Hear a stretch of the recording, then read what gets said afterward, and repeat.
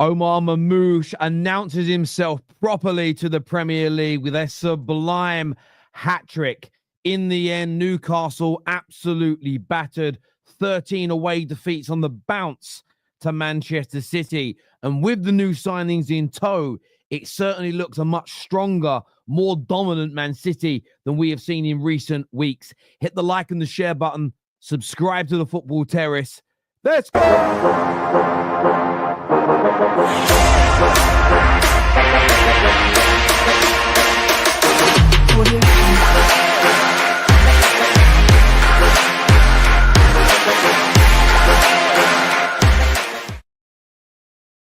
That was simply the best performance of Manchester City's season. A few little areas to still tighten up on. I think any self-respecting City fan would call out. But you can put that all aside today because there was balance, there was solid defending. They nullified Newcastle to very few opportunities, a few breakaways in the first half, one good opportunity for Miley in the second half. But this was as close to Man City as we have seen all season.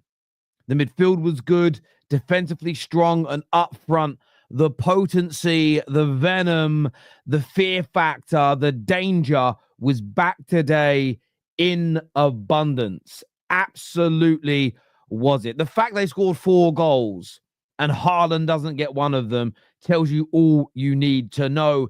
Marmoush, who I'll move on to in a moment, was absolutely brilliant, but it wasn't just about him today.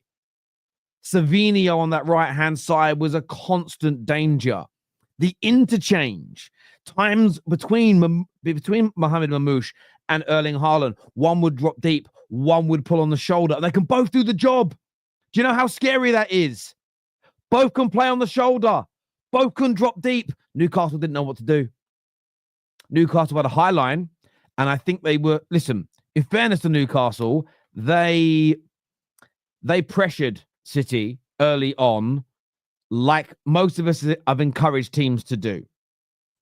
But what was different about today's game is the attacking line would get hold of the ball. Somebody would drop deep, drag a centre-back out of position, a ball through, a ball out wide to Savio, and it was causing all types of problems, and Newcastle's high line was being exposed.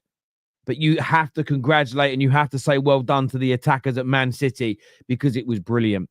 On Omar Marmoush, do you know what I loved about the first goal? Not the goalkeeper assist, excellent pass. The finish was absolutely tremendous. One of the goals of the season for me. It's almost 2 nights running. We have both assisted by goalkeepers, ironically. We have seen two of the goals of the season. But you know what I love the most? Did you all notice the little push? The little nudge, the little contact on Trippier as he was under the ball.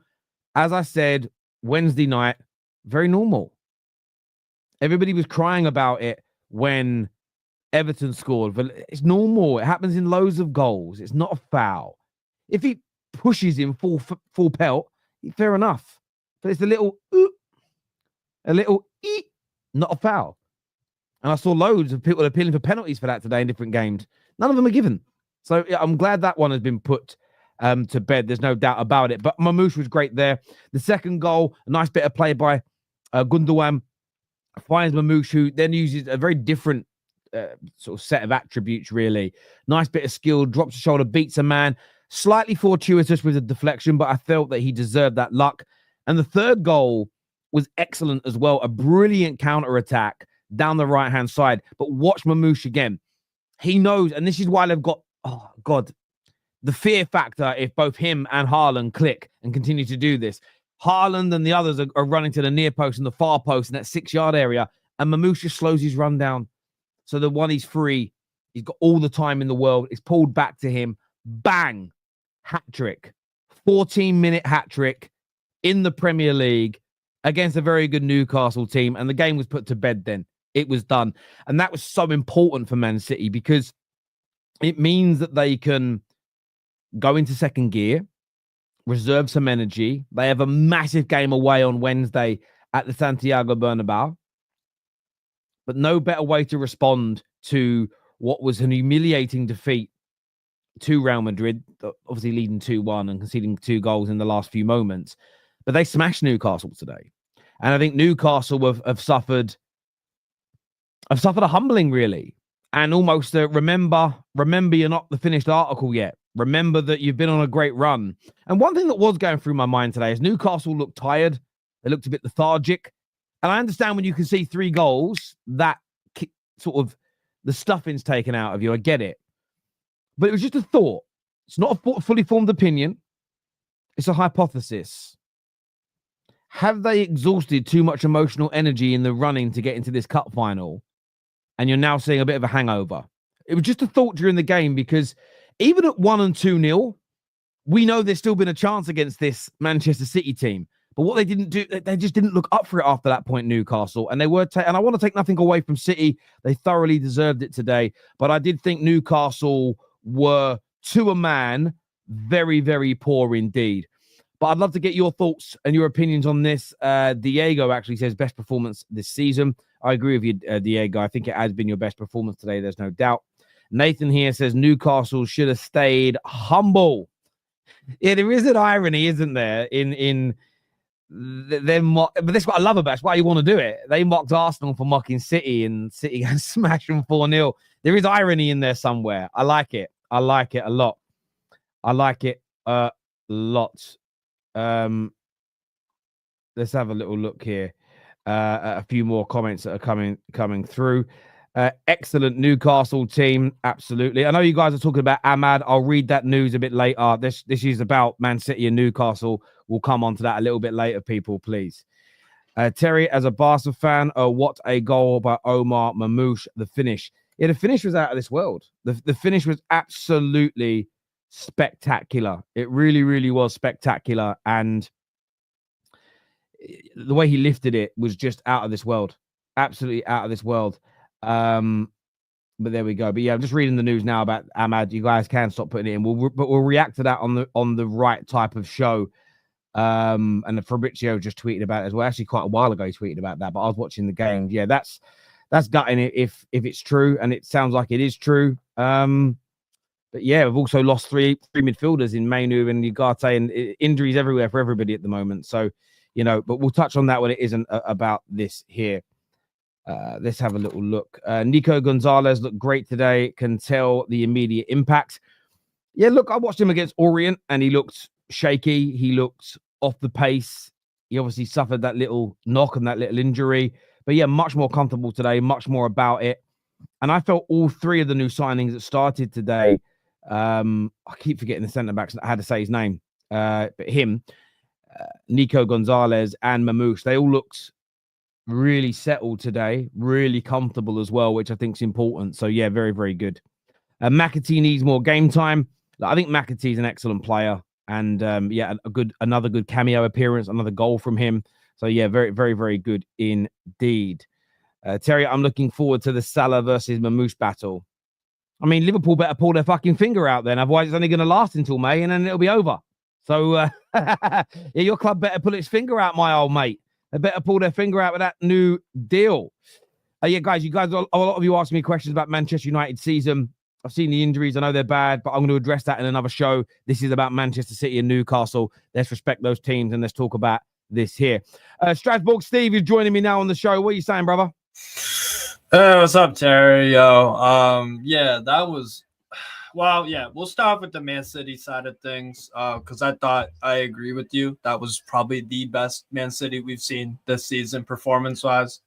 Yeah, so they were super impressive. They exploited a lot of gaps in our midfield and defense, which I thought was a huge issue throughout the game. Yeah, and I thought Marmoush was a huge X factor for them. As soon as I saw him in the starting 11, I was like, yeah, this is game, because we don't cope well with pace down the middle. On the goals, yeah, Cher and Byrne, there's a clear drop-off when we don't have Botman.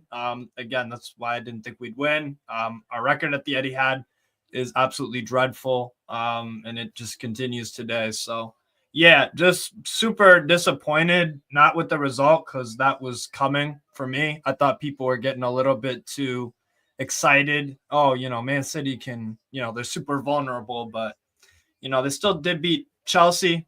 They still had some decent results. And it's Real Madrid at the end of the day. like in the game in midweek, that's Real Madrid. We don't have Real Madrid quality, obviously, at Newcastle, squad wise and also manager wise, which is why I've never been convinced with Eddie Howe. But yeah, our approach today completely backfired. We just got exposed, and Marmoush showed everybody why they bought him. I like the signing for them as soon as they got him. I didn't worry about, Bundesliga attacker to EPL.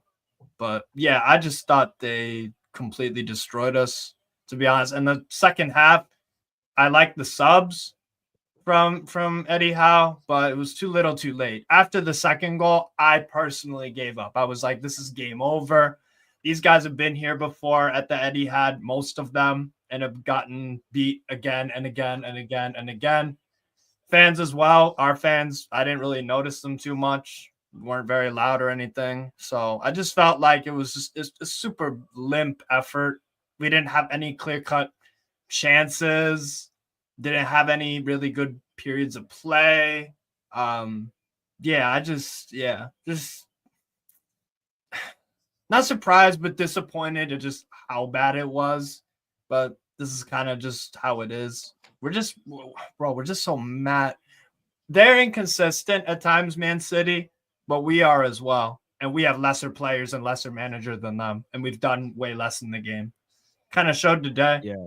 Yeah, no, I hear that, mate. And look, your giving up is also what I saw on the pitch from your players. It was this almost, and I'm taking nothing away from City because they were great, but there was almost this resignation to defeat. Yeah. You stop sort of running. You stop sort of again. I've seen your team smash physically through so many sides this year, and I felt that you completely gave. I felt you completely gave up the sort of physical, the physical battle, the physical battle in that game, mate. I really do. V joins us now. Obviously, a massive win, mate. A lot of people in the chat, a lot of the City fans saying your best performance of the season. How impressed were you with the display, the goals, and the victory today, V? Ooh, incredibly impressed, man. This is Newcastle that's been a difficult team for many clubs, and we suffered a loss of them early in the season. So I was really happy to see how we performed against them. That was a draw, Vader. 1-1 at our place. It was a draw. It's a loss, but no, I hear you. Fair. The impact on it and the momentum and how we just felt after that game wasn't good. But I liked how we bounced back on this one. I really like how we were set up from the very beginning. Pep trusting the new signings, Pep looking to be aggressive, and also listen.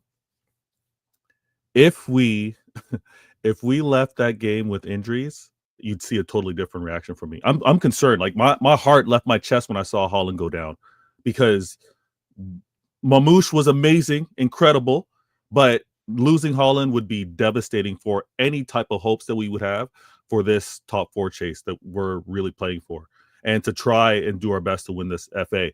Marmoush, absolutely amazing. I scream every damn game, release those passes, give him a chance to run onto it. Let Haaland battle for it, and maybe it slips off to him. We showed that we have a lot of confidence in him. He obviously shows his quality. Some of the concerns, some of the questions. Oh, Omar Marmoush doesn't fit the Pep system. He doesn't fit City style. I hope that's all put to bed. There's familiarity. There's some practice that needs to happen. There's some comfort that needs to be established between the players. We showed it today. And Newcastle are no joke. This isn't, oh, you got a great result versus just maybe a lower tier team. This is Newcastle, and they're playing for everything this season with regards to how they want to establish for next year. We showed to be good, and made us look like a lower league team through your performance. Pep had them set up well. Pep had it set up again, and Eddie Howe's been causing headaches for many other clubs. I think Pep snipped them out today. Also, if I'm going to look at the best performance of the season, it's a toss-up between this and Forest, because Forest we had our defense.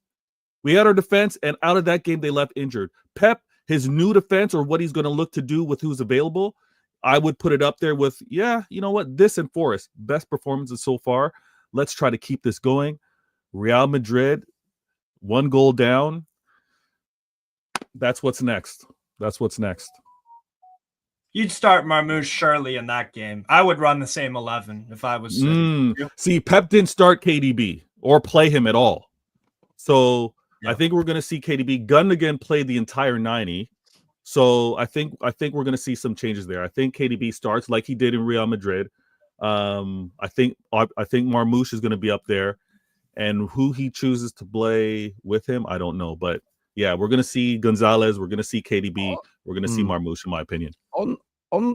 Okay, he was on the bench, yeah, because the players are they're now eligible because it's not the group stages no more. Yeah, that makes sense. I wasn't actually sure. I didn't remember them coming on the other day, but he did. I hear you. I think as you say, it was a top performance, and I think that what's a real positive is that you've got Marmoush, you've got 150 odd million pounds worth of new talent on the field today, and I thought today they all looked good, and that's a really positive sign in the sense of making sure you get Champions League football for next season, giving you hope if you overturn this game against Real Madrid, because if you can start to look solid and if you can start to look consistent, then you know what sometimes happens with some of Pep signings is if they have taken 6 months, a year to kind of bed in. So yeah, from that point of view, I think it's really positive news. Husam, someone says Terry looks sad. Oh yeah, look, obviously, listen, the viewers, including City fans, keep trying to distract me to talk about the Ahmad situation. I will say to some of you that are laughing about it, Karma's a bitch. That's all you gotta say. I hope that karma or God, whoever it is, strikes you down for the laughter of laughing at people getting injured, especially when it's not. I can kind of understand it if you're about to play a Champions League final and the best player of the opponent's team pulls a hamstring and you're like, oh, I'm relieved they're not playing. But the fact that we're not a competitor of yours, sort of laughing at a young man's ankle injury, I do hope that God, karma, whoever it may be, smites you down with equal measure. Nothing like crazy. I don't wish death on you. I'm talking about equal measure here. Do you know what I mean? Like your team suffers the same thing just for your actions. Like I won't be laughing at it, by the way, but there we go. But yeah, as I say, of course I feel a bit sad about that, but I'm just listening to the guys talk. Sam, what did you make of Man City today? Newcastle are fucking shit. That's what I made of today's game. The plan today from Eddie Howe makes no sense. It makes absolutely no sense. How the hell is this the team that played Emirates away and today City away? How? This guy went full-on Ainge Postecoglou. High line for life. That's what I saw today. Playing a high line with those players that you have. You have Dan Burn, Shar, Trippier. Trippier was dreadful, by the way. He was horrific. He was horrendous. Three of your back four are slow. And you're playing a high line against Marmoush and Haaland. Are you dumb? Like, are you actually dumb? Like, what actually is the plan there? I just don't get it. And he didn't even have, like, Joe Linton in midfield either to have, like, that physical presence in there. Isak was isolated, but even then he didn't play that well. But City deserved to win that game. City 100% deserved to win that game. I think today Marmoush has arrived in the English Premier League. Hopefully this is not like the start of him being like on crazy form, unless it's against Madrid. Then it's good. It's good because we need Madrid out. And I'm just bored of them. So if it's against Madrid, I'll be happy. But with Marmoush, like, I think the goals today, and I think it was the third goal that he scored where Savio played the pass to him. It was Savio assisted the third goal, right? Mm-hmm. Yes. That goal is like a striker instincts goal. Mm-hmm. Now, I'm not sure that, like, is essentially Pep 2.0, what exactly is the idea or the concept. But if his concept is playing like a secondary striker instead of playing a number 10, that could work as well. That could work as long as Marmoush has the work rate to help out the midfield. And as long as you have a DM over there, like what Nico Gonzalez did who stops attacks. Today, City deserved the win 100%. I thought the front three was completely fluid. I thought they looked incredible, interchanging with each other. Even Haaland, like, getting the ball, dropping deep, passing the ball left and right really well as well. So we have to give him credit. Marmoush was fantastic. Savio was absolutely unbelievable today. Ederson. So, yeah, but I'm talking Ederson. You know what? Ederson Look did at this really guy. well. I'm Sweet talking guy. about the front three because he scored 4 goals and he's asking me about Ederson. No, but he helped with the Ederson got front. assists, so He he's part of assisted it. the front. That's why I mentioned it. He assisted the front. Ederson in the second half and a little bit in the first half. Whenever we tried to counter, the ball was too long, and he would just sweep up, and then it would be a long I'm giving ball. the players that deserve credit first. There's a He guy assisted who one of you those bought players. in January who scored a hat-trick. There's a striker that you have that is under criticism for being a footballing robot, and I'm giving him credit for linking up play. Yeah, And there's another winger who didn't get GA for 13 games who I'm giving praises to. yeah. So why are you Yeah. crying when I'm praising No, your there's players? no crying. As you were talking about the front three and how they were so Yeah, but I'm effective. getting there. That's Oh, why I you're never going to get there. interrupt My Don bad. Hussam, Okay. mate. All right, my bad. Go Never ahead. interrupt Don Hussam, mate. Please. Anyway, so Good City guy. deserve today's win 100%. City deserve today's win, and hopefully they take this form into Wednesday and beat Real Madrid. I actually called LB funnily enough on his watch along. I'm like, listen, I think you're gonna get something against Madrid. He hung up on me and started laughing on his watch along. So there are City fans who don't believe it at all, but I do hope they go on to beat like Real Madrid. This game for me, Eddie Howe, I have no idea what you were doing, but at the same time, I know that City deserve to win. So it's both sides of the argument for me, to be honest with you. Nico Gonzalez, very good performance as well today. Like Yeah. he had a good performance in my opinion. So I think if they take that away to the Bernabeu, maybe they do have something for Real Madrid. Never know. Well, Real Madrid just dropped points today to Osasuna at home. Bellingham got sent off. Things happen. Off, yeah. Away they were. By the way, I just want to address this guy that says, Terry, Man United fans laugh at rival teams' players getting injured. The flaw in your argument here is a very childish one. And I'll tell you what that is. I am not other Manchester United fans. I'm calling out individuals in the chat without naming them to give them the infamy they seek for their behavior. What I wouldn't do to you, my friend, is if Hamza laughed, I wouldn't blame you for it. I'm only using you as an example, Hamza, because that would be on Hamza. So yes, some Man United fans act like pricks, but I am not them. I am not accountable for other Man United fans like we are a monolith. I believe in complete individual sovereignty of people. I'm a Man United fan. What I say represents my opinion on things. I don't represent every other Man United fan and vice versa. So I'm not saying you personally laughed, but me calling out people for laughing at Ahmad's injury, the defense can't be, well, some Man United fans do that as well. I also think they're scumbags. Now what? So yeah, you got to give a more grown-up response to things like that in life, because that's just, because some City fans are laughing in the chat that Ahmad's injured. If it turns out Haaland's done his knee, and I hope that he hasn't, I won't go, well, I'm going to laugh now because some City fans laughed. Why would I do that? Why would I become that person? Imagine that's what you're doing. Imagine stooping to that level of scumbag human behavior because somebody else did it. You're like a fucking hillbilly or something, bruv. Dumb. Like, don't You do should this always shit. do that laugh. No, that's how I imagine these people sound in real life. Yeah, someone else did it once, so I did it. Fuck off, dickheads. Kel, City were brilliant today. Talk to us. Oh man, I've spent the past 2 days flipping out about what this lineup was going to be. Been begging for Husam to play, and I thought it was great, man. All 3 new guys in the lineup: Marmoush, Nico, and Husam. So that was great to see, and what a difference a big body in the middle makes. I loved that midfield today. It worked so well because Gundo doesn't have to be the 6; he could be further forward, and I thought he and Foden were great. They were linking up play. It just worked really well, and it's just refreshing to see because we have seen nothing but old men in that midfield. Like Bernardo and Kava and Gundo is just too slow and too old. But if you put other legs around it, you can carry Gundo, and it worked today.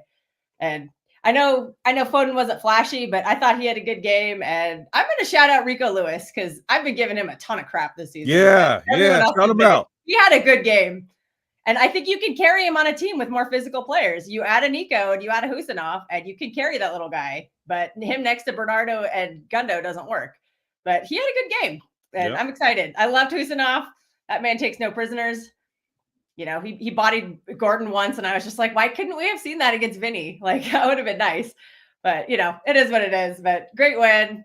Hope Holland's okay. He looked fine. He looked like he was walking off okay. So hopefully that's okay. Yeah, hopefully he's all And right. hopefully Nico can start the rest of these games because that made a big difference. Having a DM like person in the middle just made such a difference. And we've been begging for it all season. Like that midfield has been the pit of despair. It's been just bandit country. So to see that tighten up was fantastic. And like I think it was said earlier, we were fortunate not to see Joe Linton as well. Like the physicality that Newcastle have been bringing to clubs would have been an issue, but I think Nico Gonzalez is ready for it, and he's going to give us that balance.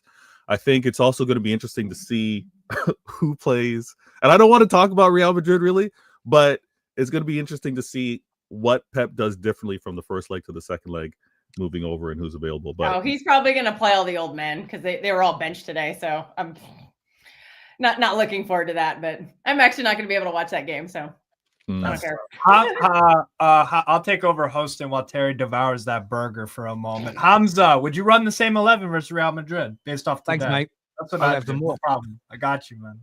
Hamza, what you saying, man? It's a bad boy. Don't worry, Hamza's here. He has a 17-minute monologue now, so you can eat slowly and relax. Well, and you just go on chill. mute, yeah. Go ahead, Hamza, yallah, 17 minutes.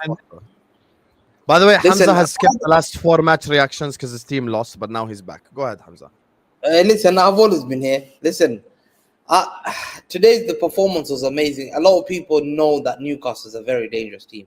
They're a very, very good team. They're a very good team. Isaac is one of the best strikers in the world. Yeah, they've got one of the best physical midfield in the world. Like in terms of like their performance in midfield, they're very physical, very, very physical. To play Newcastle today, when we've been that bad, today we needed that result. First, I just want to start from, the young players that we've signed. All these young players that we signed. Kusanov, to me, he was outstanding. I think Kusanov today showed, like, this is a guy, Isaac bullied Saliba. Like, every game he had. Stones. Well, he had his one chance and he couldn't get past Stones. Absolutely. None of your players played poorly. Stones and Kusanov were. And Kusanov, what impressed me is you're only 20 years old, but he's got this belief of physicality and speed that you go in these defenders and you think, I can just see you playing at the top level because he has that strength, he has that physicality. He's not scared to. We've had this too many defenders that have just been scared to jump out of tackles, scared to get involved in bodies and physical, and that's what I knew straight away when I got Kusanov. A player like that Real Madrid wanted, PSG wanted him. The rumors that Inter wanted him. Newcastle wanted him. Yeah, Newcastle wanted him too. Tottenham were begging for him. I'm sure Chelsea wanted him too. PSR issues for Newcastle. Yeah. And they couldn't just get him. And you look at that player, you think, oh my God, what a player. Today against Isaac was nowhere to be seen. Tell me if you saw Isaac. Isaac was Isaac was bad. Only time I thought Isak was drifting wide right. There was that half chance. There was the chance we had early in the first half where it shot wide left. Yeah, it was a great block from that. But that's it. That was then Miley in the second half. That was all we did for chances. Isaac is a top striker that normally would cause problems. But Stones and this guy, they were just impressive. Anthony Gordon, one of the best wingers in the Premier League, kept quiet today. By Rico. Ask yourself how. Again, Kusanov was helping Rico there. He said, if he goes past Rico, I'm there, don't worry. And every time Anthony Gordon, when he got bagged in the first early minutes, he knew straight away, listen, don't try and come this side. And that's what I like for Kusanov. That aggressive defender we've got on the Diaz, now we've got Kusanov. It just makes us believe and become confident that Pep normally doesn't trust young players, but he's giving that. Number 2, Nico Gonzalez. I do my homework a lot. When I signed you're the professor. One second. When I signed Julian Alvarez, I remember before, I was listening to River Plate podcast, asking them 3 o'clock in the morning, tell me about this guy. They told me he's good. I asked about Barcelona fans and a Porto fan. Tell me about this Nico Gonzalez. They said, listen, you got a germ there. I'm annoyed as a Barca fan, he said. I let him go. And he hurts me so much because this guy, and he said this is not from me, he has a higher ceiling than Rodri. I was shocked. I said, no way. He's 22 years old. He just turned 23. The way he played today, He was physically very. This is why I love Le Masia.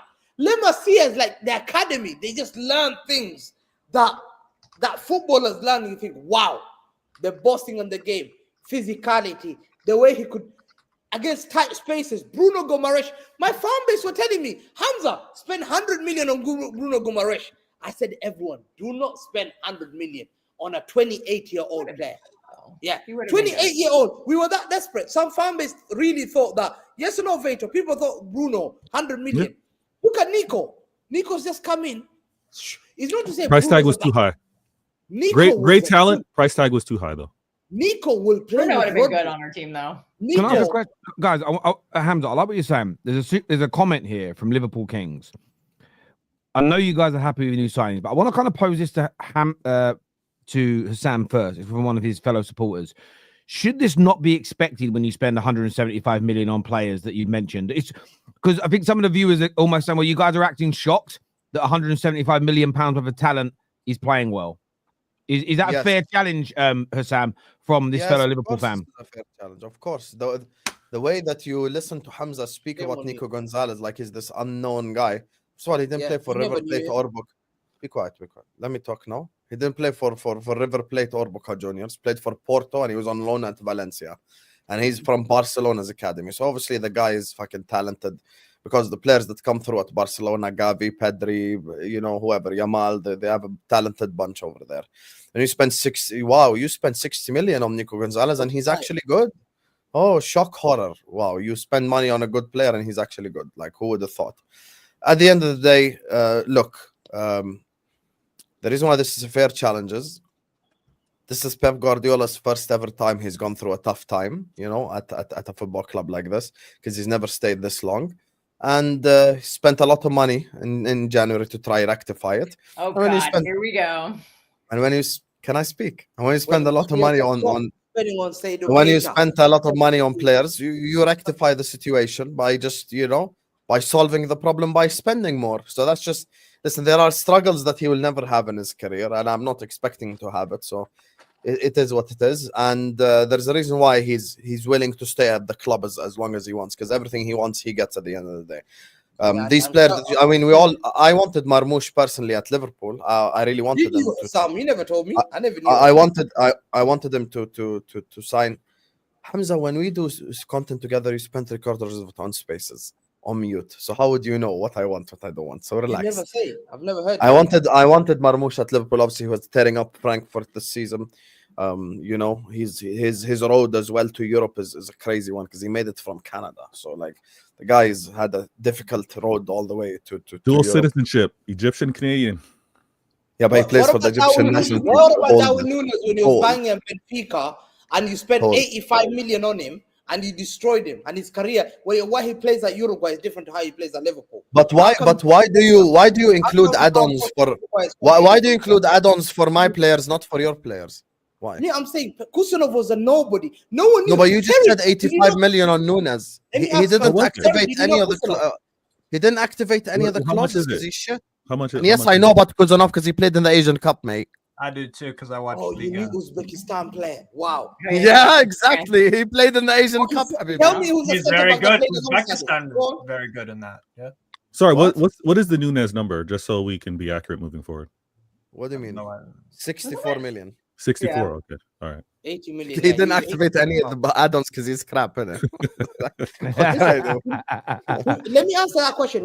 That's shameless. That money. Whoever sent that super, you are a very shameless human being because Kusanov was nobody. Reis was no one knew about him.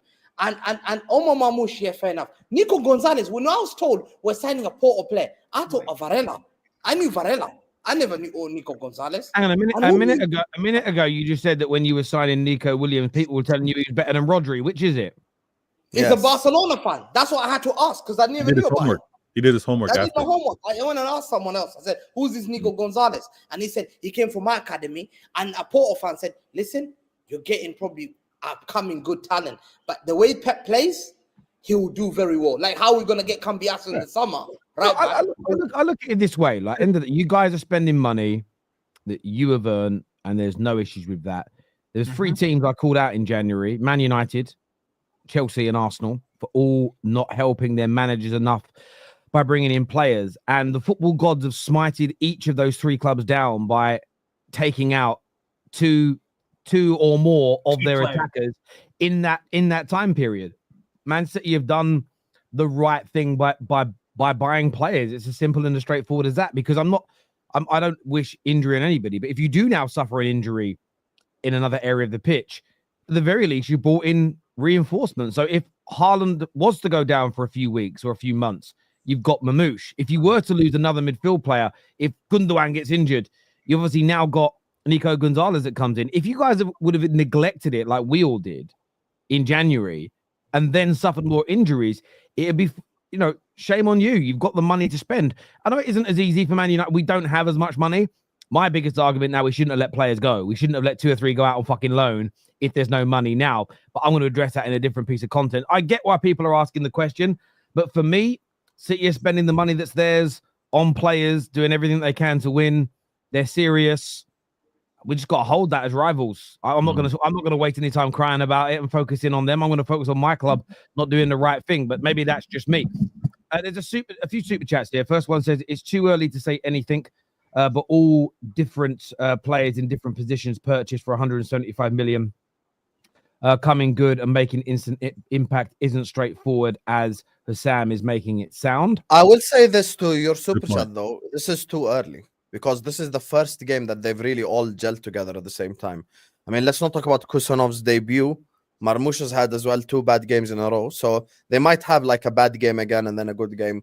And there's a reason why. And all these City fans on the panel, all 3 of you are frauds. There's a reason why I said City are winning the league next season. I made the earliest prediction. I said City will win the league next year directly. You don't get credit for saying it early. Let me just explain.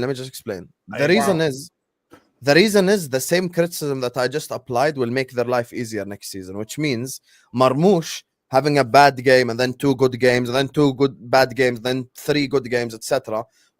is essentially the, how can I say this? It's like the getting used to the league and the coach period happening in a season where they're dead, essentially. So they had like a 3-month period where they're going to get used to the manager and the city and the league and all that stuff. And then when next season starts, they're used to all this already. It could, Marmoush, I think Marmoush, listen, I don't think he's going to go down the same routes as Luis Suarez in terms of biting people and racially abusing players and ruining his Premier League legacy with that. But that first 6 months, that January to the end of the season, you see a player that was finding his feet. The following season, he was on fire for Liverpool. And I think that's bringing Marmoush in can pay massive dividends next season for City. But as you say, by settling him in, gets used to the country, weather, surroundings, training. So yeah, I mean, but that I'm praising. You're pulling a funny face for me. I'm praising. No, it's not at you. It's this guy Husam that wants to talk about. I'm predicting City winning next season. I'm so early to do it. Like I agree with Husam. Actually, I do think you win next year. I said it at the end of the January transfer window. Yeah, I don't care who wins the league this year. I agree with Husam. I don't care who wins the league this season. City are still the favourites next year. It's just, they're going to win it. Can we wait until we see signings from other clubs? Like, what's going on here? You don't even know who's exiting City before you make this prediction. You don't know who you guys are going to acquire. Like, I don't because you're. I'll tell you why I'm predicting this. You've had a fall off this year, but your owners at your club only want to win. So the players that are going to leave are going to be typically speaking the right ones, and you're going to spend another £200 to £300 million on quality players in the summer. And you're going to plug the holes. You're going to get it done quickly. You've got the money to do it. We Are might supposed have to point play deductions for next KDB season. forever? There's a lot that could happen before you guys do all these. You're gonna. I think. I listen. Predictions are based on what we think you're going to do. I think you've bought 4 good players this January. I think you're going to buy another 3 or 4 very good players in the summer. You like Victor Reis? You think Victor Reis is a good player? Who? Can I ask you? Can I ask? He's too young. I have a question too, but I'll wait for Vader. Fantastic talent. Yes. Yeah, but he's not a good player yet. You don't even know how he plays. Okay, but he's also not someone you've bought to be in your first team straight away. So not every signing is going to be to start straight away. So again, I look at what's really funny is I'm praising your signings and saying you're going to do more, and you're trying to play it down. Fucking weird, Hamza. They're young. It's like Dogu, whatever his name is, the left back. I'm on United. He's already experienced. But I'm not gonna put pressure on that guy and say, "Oh, look, he's 50 million." I love the fact signing. Dorgo's experienced, but like Marmoush isn't. I love it. Hamza, though, the problem is here. The problem is here. Different standards, different clubs, Hamza, as per You usual. are not applying the standards that City are now accustomed to. There is pressure every year on every super rich club owned by billionaires, especially the ones that have been crowned as one of the greatest English sides of all time. There is never going to be a pressureless season for Man City, for Liverpool, for Man United, for Bayern Munich, for Barcelona. Once you put yourself into that category of clubs, which you now are, and that is a compliment, there is massive pressure every single year. It can't not be put on. It's there every year. Yeah, but lastly, I'm just saying that Victor Reis is upcoming talent, but he's not good. You saying that we signed 4 good players. Marmoush is good. Nico Gonzalez is upcoming. Kusanov is Nico upcoming. Gonzalez a moment ago was going to be better than Rodri. What are we doing here? No, they told me he's got the potential. No potential. Now that we say your players are good, you're trying to turn that anyway. You had a question. You had a question, Kel. You had sorry, V, go on. So Terry, Husam, you guys know your club is better than me. You guys are predicting my club's finish next season. Where are you guys finishing next year? Ooh. I'll answer. Sam, let me go very quickly. It's very difficult for me to answer that because my club isn't as consistent. And again, you'll laugh, Hamza, because you think I'm copping out. But again, this is a compliment to your club. Can you say with the same certainty that Man United will act as serious in the summer as Man City will?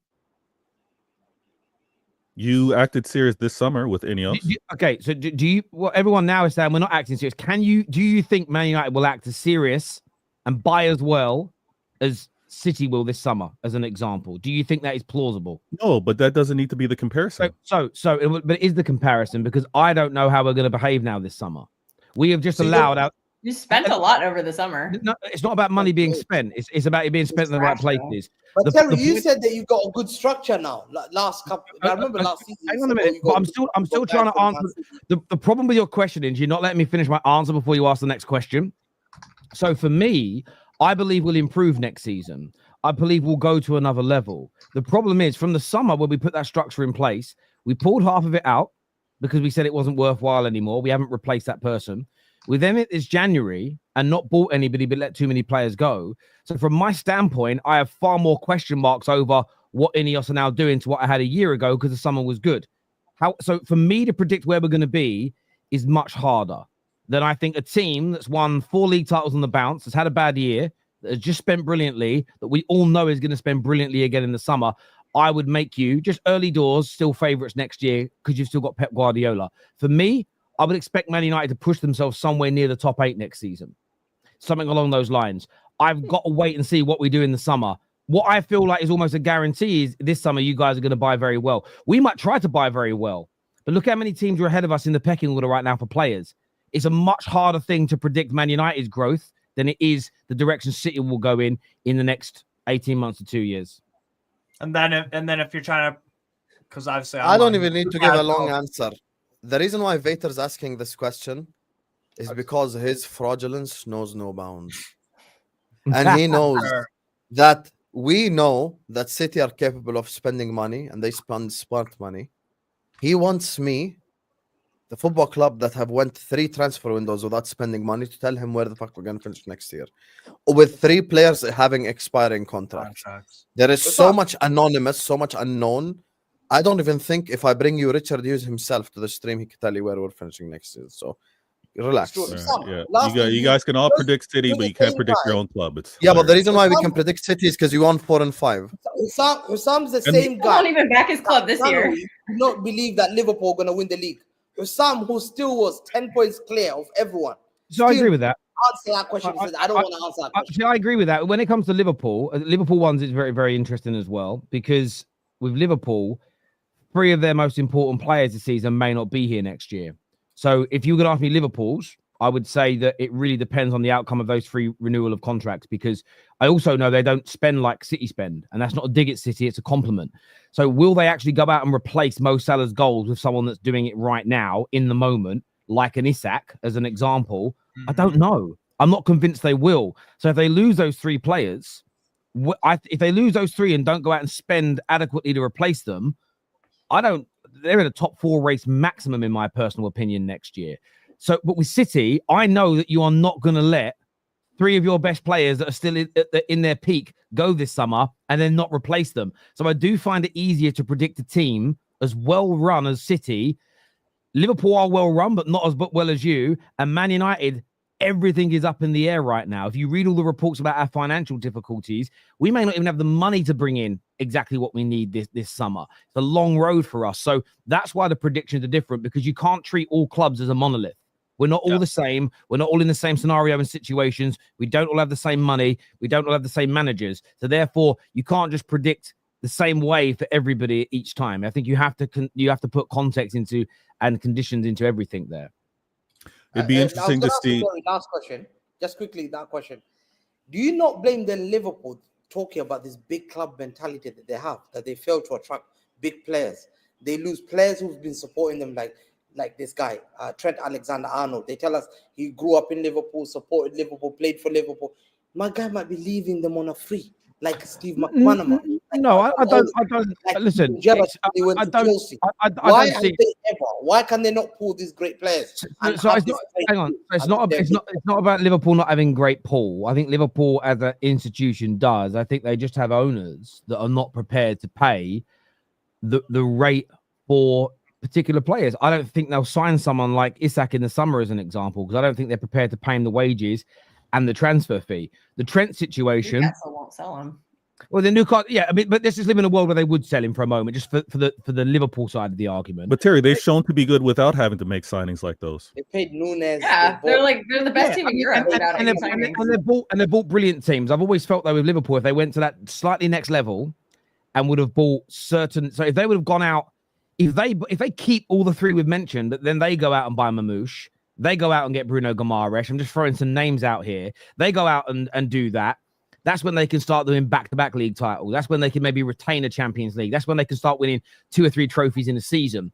Liverpool are very well run, but there's always another level that they can go to. I look at the way City are run, and barring getting every decision right, which is impossible, I don't think you could be run much better or invest any more money than you already do. I think you're already at an optimum level of operation. And that's why it's easy for us to say City are going to win the league next season. I didn't say City were going to win the league. I just said that I've got a feeling you guys will be the favourites come the end of the summer window when the season starts. It's easy to make us the favourites. Yeah, I think you will. I think you will be. Who did you guys pick at the beginning of the season? City. I said y'all would win it. City. See, one injury can change everything, though. But I said Liverpool second. But being the favourites to win it is different from saying 100% you will. Yes. But they had the audacity to try and talk to Zubimendi, and then Zubimendi rejected them after 3 weeks. What are we doing here? Players reject clubs all the time. I've got to finish these super chats before the end of the stream. Sorry. City pretty much didn't put a foot wrong today. Mamouche will get the credit, but Nico, Stones, Savio were great. City had the legs today. They did have legs. They did have legs today. Youth. City Jigsaw is coming together again. Fear us is what E-Ink says. Well, the problem is when we say we fear you and think you're the favourites, these City fans on the panel shut us down. Because the fear factor, the scary only applies to Arsenal. We don't want that branding. That's why. Oh no. It's so weird listening to and Kel doesn't do this, so big up to her. It's so weird listening to Vater and Hamza. Anytime you prop their club, they come back and they try to insult your club. It makes no sense. Like I'm saying City will win the league. I'm saying City are like spending smart money, and Hamza says Zubimendi rejected you. Okay. Like, earlier on this season, I had a row with these two earlier on this season where I said the one thing about City that really upsets me from a rival perspective is that when you make mistakes in the window, when things don't go right, you rectify it so quickly. It's brilliant. They tried to act like they don't. Just for them to go out this summer and drop this January and drop 175 million pounds. It was a compliment. I just didn't understand why it got shut down. The Champions League second leg is going to be really interesting. Madrid today played 60 plus minutes with 10 men, so they will be fatigued. And if City control possession on Wednesday, it could be a very long day for Madrid. Wrong. If Pep doesn't play Nico Gonzalez in the middle when he plays the old boys, the big question mark's got to be asked of his management. City shouldn't keep possession. City should not keep possession. Yes, they should.